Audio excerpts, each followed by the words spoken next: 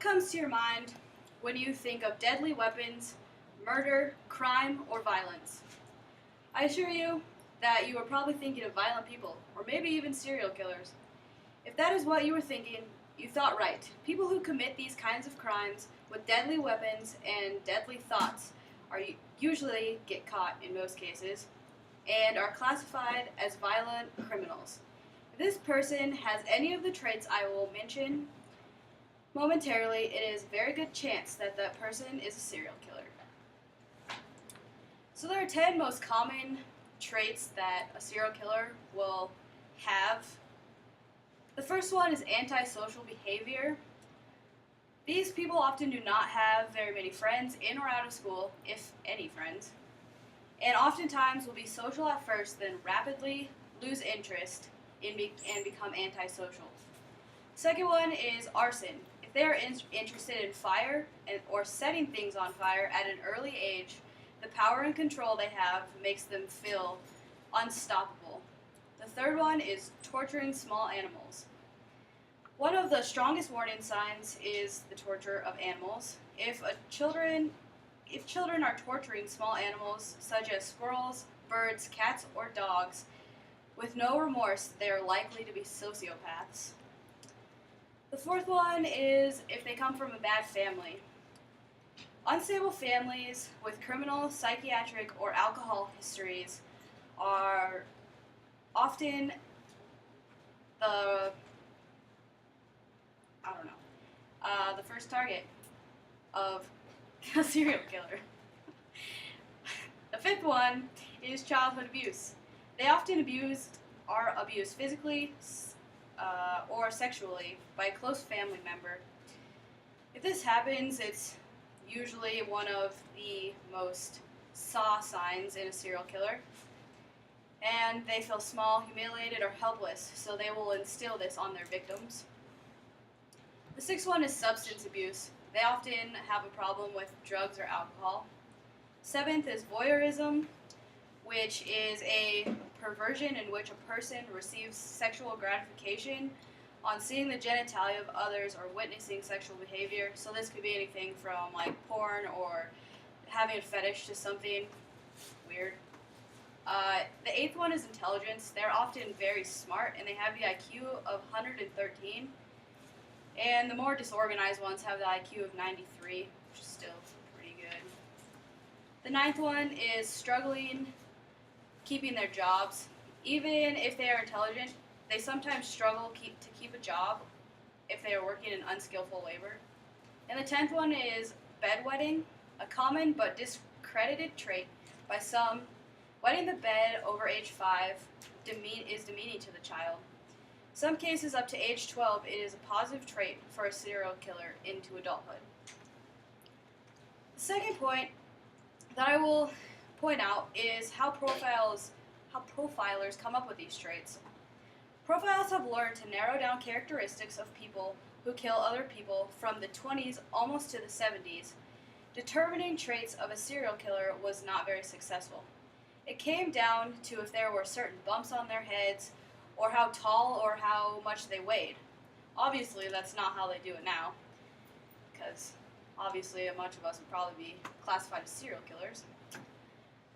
And if now they do it with a very advanced technology, and they look at all the serial killers that have been caught, and they gather all the traits from their past and their current state, and 93% of them are guaranteed to pass as serial killer with these traits that I mentioned before. So now I'll examine some of the most well-known serial killers. The first one is Charles Manson. This is Charles Manson, for anybody who does not know. Just throw it on the ground, I guess. Charles Manson was born on November 12, 1934. He was best known for finding a hippie cult known as the Family, who he manipulated into killing others on his behalf. He is now 80 years old and is still in prison today in California. The traits that led him to become a serial killer are coming from a bad family. He was very antisocial, and he was involved with crime pretty much his whole life. The second one is Jack the Ripper. He is best known for killing 5 or more prostitutes in England in a specific way of mutilation. He was never caught or identified, and now, actually, they think that Jack the Ripper might have been a female. The traits were out of the ordinary, and there were no specifics on what they came up with. They think that that person just liked to kill people for fun. The third one is John Wayne Gacy. He is here. These pictures. This is when he got convicted, and this is how he lured his victims, and they were young boys. He was best known for killing 33 young boys, and he would lure them into his house or wherever he was killing them by dressing like a clown, like I said before. He received lethal injection after many death sentences on May 10th of 1994. The traits that he possessed was abusive. He had an abusive childhood. He was abused sexually, and he also was into voyeurism, which I mentioned before. The fourth one I will mention is Jeffrey Dahmer. This is him when he got convicted. Jeffrey Dahmer was born on May 21st in 1960. He was an interesting character. He killed 17 men very sexually, and he was later killed in prison in 1994. His traits that he possessed was antisocial behavior and psychological abuse. Probably a lot of other things too, but he died like right when he went into prison, so they couldn't really analyze him very much. The next one is Ted Bundy. This is Ted Bundy. He was a serial killer and a rapist. He was a pretty intense serial killer. He was only convicted on 36 murders, but was assumed to have killed over 100 people. He was born on November 24th in 1946. He got the electric chair in 1989.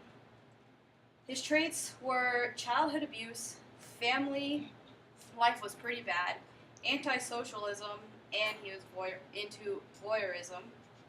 And the last one that I will talk about is Belle Guinness. This is her right there, and these are her children before she went crazy. She was born on November 22nd of 1859. She was known to kill 40 or more people from 1884 to 1908. She's from Norway.